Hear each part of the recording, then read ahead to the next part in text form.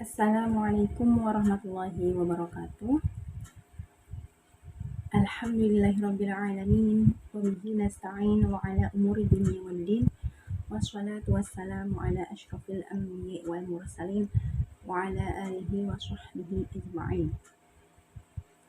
Rabbi shrah li sadri wa yassir li amri wahlul 'uqdatam min lisani yafqahu qawli. Allahumma shalli ala sayyidina Muhammadin al-Fatih lima ughliqa wal khatim lima sabaq wa nasril haqqi bil haqqi wal hadi ila siratikal mustaqim wa ala alihi haqqa qadrihi wa miqdarihi azim. Amma ba'd. Yang kami hormati Ketua Pondok Pesantren Nurul Huda, yang kami hormati para pengurus dan juga ustadz dan ustadzah yang menjadi orang-orang luar biasa di pondok pesantren ini, dan tak ketinggalan pula adik-adik para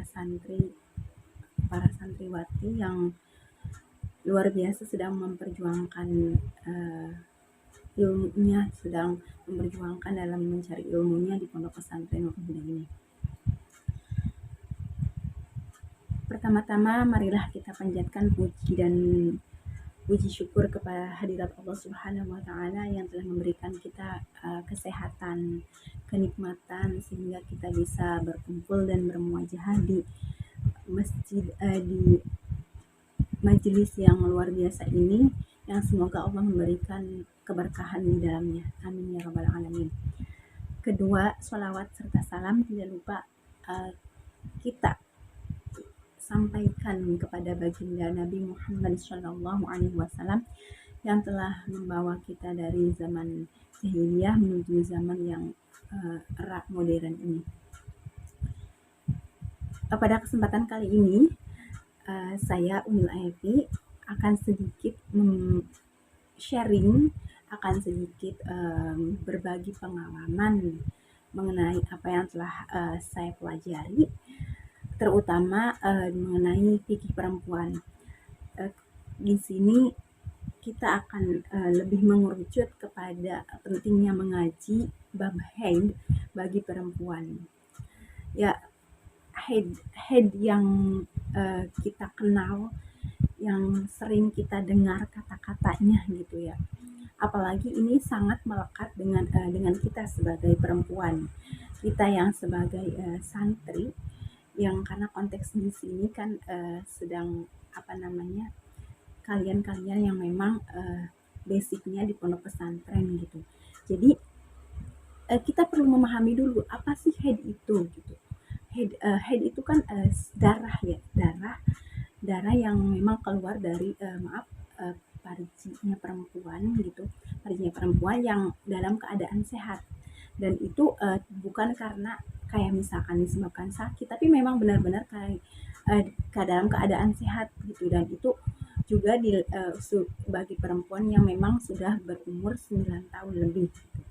Nah, jadi perlu kita bedakan juga, perlu kita pahami juga mana yang memang sebenarnya darah haid ataupun memang itu bukan darah haid gitu. Jadi kan memang semua darah itu kan kebanyakannya itu kan merah gitu ya warnanya. Jadi ada yang memang darahnya itu memang darah haid, ada juga yang memang bukan haid. Nah, gimana sih cara bedainnya gitu antara darah haid sama bukannya darah haid? Yang pertama kan memang ada ketentuannya juga gitu. Jadi kalau misalkan darah haid itu ya darah yang keluar dari parji seorang perempuan yang memang dia tuh keadaannya tuh benar-benar sehat gitu. Terus juga nggak ada riwayat-riwayat sebelumnya gitu. Terus yang terakhir itu karena dia itu udah berumur 9 tahun atau lebih. Jadi kalau misalkan ada dari teman-teman kalian atau dari adik kelas kalian yang kok umur 7 udah ini ya udah keluar darah gitu. Nah, itu harus perlu dipertanyakan gitu. Apakah memang dia punya riwayat sebelumnya gitu, misalkan punya sakit apa gitu yang maaf yang memang di dalam di dalam gitu ya, sakitnya tuh kayak misalkan di bagian-bagian reproduksi atau gimana. Jadi perlu perlu diteliti, perlu didetailkan gitu mengenai apakah itu darah haid ataupun bukan darah haid gitu. Jadi intinya kalau misalkan darah haid itu ya darah yang keluar dari seorang dari perempuan yang memang keadaannya itu dia tuh sehat gitu, terus juga udah berumur 9 tahun atau lebih. Nah itu kita udah perlu pahami dulu ya haid itu seperti apa. Nah untuk selanjutnya bagaimana sih kita sebagai perempuan itu apakah memang wajib gitu mempelajari bab haid ini, terutama kan memang haid ini kan dialaminya hanya hanya perempuan gitu ya, laki-laki itu tidak mengalaminya. Nah, bagaimana hukumnya? Ya tentunya hukumnya itu wajib, apalagi kita sebagai perempuan gitu ya. Karena kan kalau misalkan secara konteksnya, kalau misalkan perempuan kita yang mengalami sendiri, yang ngalamin sendiri gitu ya, ya kita yang tahu sendiri darah kita tuh seperti apa gitu. Jadi kalau misalkan kita nggak tahu sebelumnya, ya kita nggak tahu ilmunya ya kita bingung sendiri gitu, kayak kita mau ngerjain sesuatu tapi tuh kita nggak tahu apa yang mau kita kerjain, kayak orang yang nggak punya rencana apa-apa gitu. Jadi ya ya apa namanya yang dikerjain kerjain aja, jadi nggak ngerti ilmunya kayak gitu. Nah sama aja kalau misalkan kita kita sebagai wanita ya yang ngalamin haid itu ya kita, berarti kita yang harus tahu ilmunya gitu. Maka hukumnya mempelajari bab haid ini terutama bagi perempuan itu ya wajib. Karena memang tidak semua nanti kalau misalkan udah kalian berpasangan itu nggak semuanya laki-laki itu kan paham mengenai haid ini, karena ya mereka nggak ngalamin ya, meskipun memang mereka harus paham kayak gitu ya. Tapi yang intinya kalau misalkan kita wanitanya paham kan lebih enak gitu, karena memang itu hukumnya wajib, jadi mempelajarinya ya wajib. Terus juga pentingnya kita mempelajari bab haid ya untuk memahami dan memaknai ayat-ayat Quran terutamanya gitu, terus juga hukum-hukum yang telah berlaku terutama untuk kita pribadi sebagai perempuan gitu, dan yang pastinya kita lebih menjaga keabsahan sholat kita, ke sholat yang kita lakukan gitu kan, karena memang ini berkenaannya dengan ibadah-ibadah yang mahdoh kayak gitu ya. Terus juga dalam Al-Qur'annya terdapat di dalam surat Al-Baqarah ayat 222 yang berbunyi A'udzubillahi minasyaitonirrajim. Bismillahirrahmanirrahim. Wa yas'alunaka 'anil mahid qul huwa adzan fa'tazilun nisaa fil mahid. Al-ayah. Jadi mereka tuh bertanya tentang haid. Haid itu apa sih? Qul huwa adzan.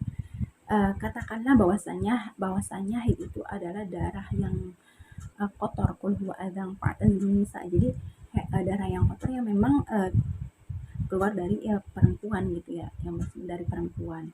Terus juga penting kayak misalkan hal-hal kecilnya, kayak mulai dari kita mengkodok sholatnya, terus juga mulai dari awal apa namanya kita darah itu keluar maupun pas berhentinya. Jadi itu perlu apa namanya perlu dicatat dengan detail gitu ya. Jadi bukan hanya kayak misalkan kita keluar keluar darah, padahal kan nggak tahu itu tuh udah melewati masa suci atau belum. Jadi perlu di apa namanya perlu diteliti lagi, di detail lagi. Kalau perlu tuh kita tuh punya kayak misalkan catatan-catatan gitu, catatan haid gitu. Boleh di apa namanya kayak di buku-buku kecil kayak gitu. Dari misalkan bulan ini nih kita keluar di jam berapa kayak gitu. Nah, perhitungan itu tuh emang kan ada yang yang penting 1 hari 24 jam, bukan kayak gitu. Maksudnya 1 hari 24 jam itu bukan berarti uh, kita keluar, tapi perlu di detail lagi, perlu dihitung lagi. Kayak misalkan kita nih keluar darah ternyata pas apa namanya pas zuhur, tapi nanti di jam tiganya tuh nggak keluar lagi. Jadi yang maksudnya 24 jam itu ya satu dihitung yang keluarnya kayak gitu. Jadi makanya perlu lebih diteliti lagi kayak gitu ya. Terutama buat yang memang kita kita yang sebagai santri, adik-adik yang santri di sini yang memang perlu perlu perlu lebih dipahami lagi mengenai bab haid ini. Kalau misalkan kita lihat tokoh-tokohnya kayak seperti Nishila gitu ya, itu kan ya mereka dari Pondok Lirboyo yang memang luar biasa gitu ya. Mengenai pemahaman haidnya kita bisa belajar dari mereka karena tentunya bukan nasab yang menentukan nasibmu, bukan nasib yang menjadikanmu mulia, tapi mengajilah agar nasibmu menjadi mulia, itu kata Nisila.